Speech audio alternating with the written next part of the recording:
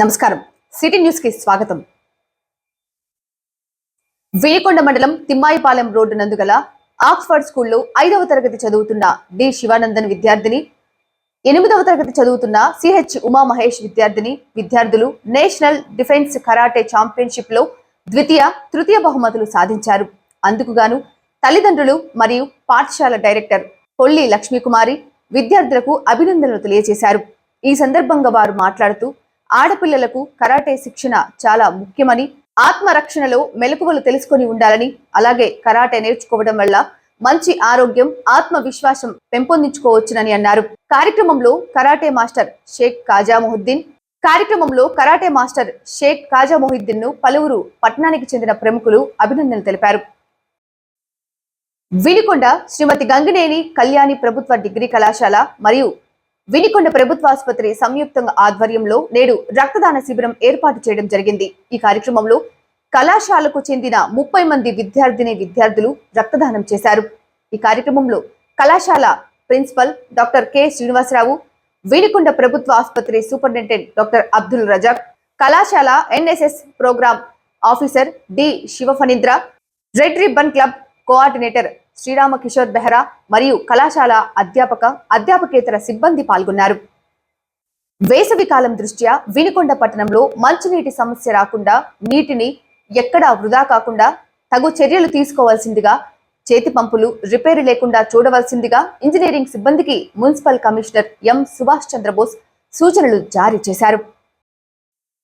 వినుకొండ పురపాలక సంఘం స్వర్ణాంధ్ర స్వచ్ఛాంధ్ర విజన్ లో భాగంగా ముఖ్యమంత్రి ఆదేశాల మేరకు మరియు 3వ శనివారం మార్చి 14 లోపు టీమ్ సింగిల్ యూసేజ్ ప్లాస్టిక్ వాడకం నిషేధం మరియు 120 మైక్రాన్ల కన్నా తక్కువ గల ప్లాస్టిక్ నిషేధం గురించి ఈరోజు వినుకొండ పట్టణంలో మున్సిపల్ కమిషనర్ సుభాష్ చంద్రబోస్ ఆధ్వర్యంలో మున్సిపల్ శానిటరీ ఇన్స్పెక్టర్ మరియు శానిటరీ సెక్రటరీలు, మేస్త్రీలు, పారిశుద్ధ్య సిబ్బంది, పట్టణంలోని ప్లాస్టిక్ హోల్సేల్ షాపుల యజమానులతో మీటింగ్ నిర్వహించారు.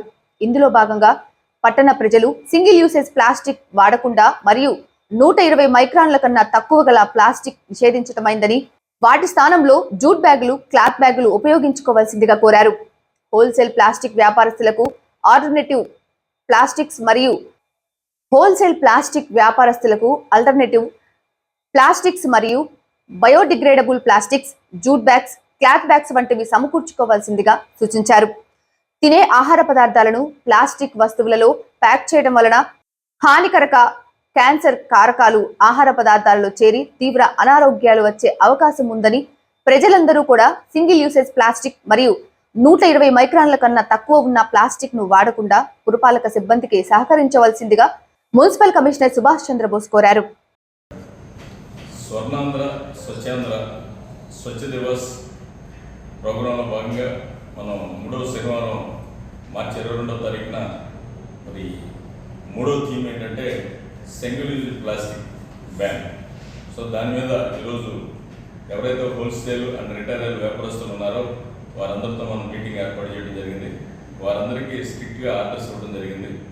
మరి వారికి రేపు 22వ తారీఖు లోపున సింగిల్ యూజ్ ప్లాస్టిక్ ఏవైతే ఉన్నాయో వాటిలన్నింటినీ మరి షాప్స్ నుంచి రిమూవ్ చేసి అటు మరి సేల్ చేయడం కానీ, లేకపోతే కనుక మిగతా షాప్స్ ద్వారా పబ్లిక్ యూటిలిటీ కానీ వాడకూడదని చెప్పి వాళ్ళకి ఆర్డర్స్ పాస్ చేయడం జరిగింది.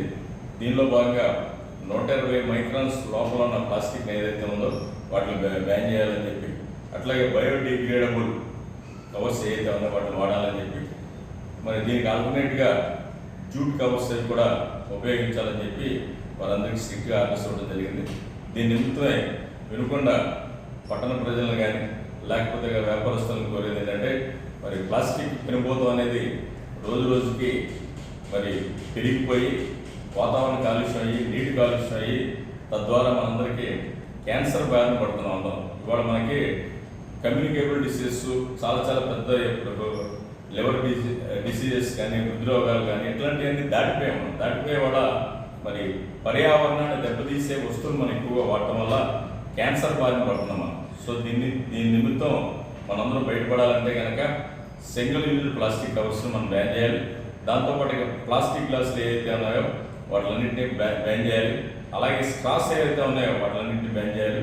అట్లాగే 120 మైక్రాన్స్ లోపల ఏవైతే కవర్లు ఉన్నాయో వాటిలన్నింటినీ బ్యాన్ చేసి వాటి ప్లేస్లో ఇవాళ చాలా చోట్ల చాలా కర్మాగారాల్లో బయోడిగ్రేడబుల్ ప్లాస్టిక్ కవర్స్ అనేవి మనం రావడం జరిగింది. ఇవి భూమిలో ఆటోమేటిక్గా ఒక 3 వారాల లోపల మరి కలిసిపోయి పర్యావరణానికి ఎటువంటి హాని తలపెట్టగానే ఉంటాయి. కాబట్టి మీరు పబ్లిక్ కానీ అటు వ్యాపారస్తులు కానీ మరి ప్లాస్టిక్ నుంచి మనం బయోడిగ్రేడబుల్ కవర్స్ ఏముందో వాటిలోకి మనం అందరం చేంజ్ అవ్వాలని చెప్పి తద్వారా పర్యావరణం ద్వారా మన ఆరోగ్యాన్ని అందరూ కాపాడుకోవాలని చెప్పి మరి అందరికీ తెలియజేస్తాను.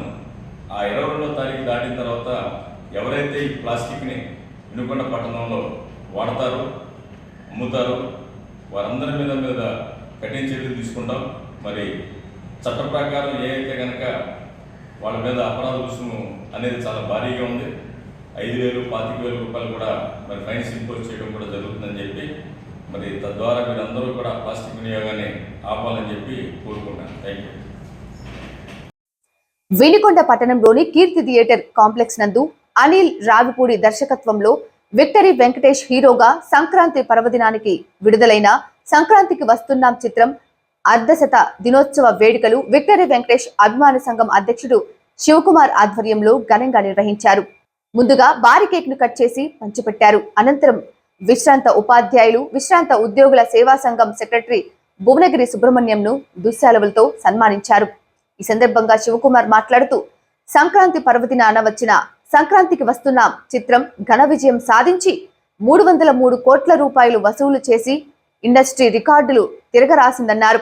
ఒక కుటుంబ కథా చిత్రం మరియు విక్టరీ వెంకటేష్ చిత్రాల్లో 303 కోట్ల వసూలు చేయటం ఇదే మొట్టమొదటిసారి అన్నారు. ఇదే విధంగా విక్టరీ వెంకటేష్ మరిన్ని కుటుంబ కథా చిత్రాలలో నటించి ప్రేక్షకులను ఆకట్టుకోవాలని, అలరించాలని ఆకాంక్షించారు. ఈ కార్యక్రమంలో థియేటర్ యాజమాన్యం తదితరులు పాల్గొన్నారు. సిటీ న్యూస్ ఇంతటితో సమాప్తం. తిరిగి రేపటి సిటీ న్యూస్ లో మళ్ళీ కలుద్దాం. అంతవరకు సెలవు. నమస్కారం.